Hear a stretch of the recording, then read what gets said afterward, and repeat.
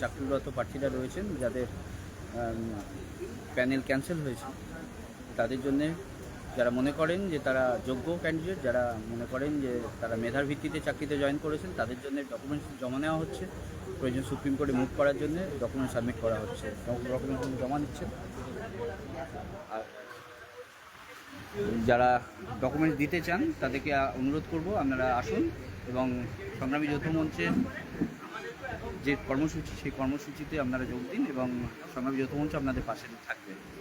যেভাবে বিক্ষিপ্তভাবে documents collection করছে এবং অন্যান্য সংগঠনের নেতৃত্বরা টাকা পয়সা তুলছেন, তার তীব্র বিরোধিতা করছি আমরা। সংগ্রামী যৌথ মঞ্চের ক্ষেত্রে থেকে কোনো টাকা পয়সা তোলা এখন হচ্ছে না, শুধুমাত্র ডকুমেন্টস কালেকশন করা হচ্ছে।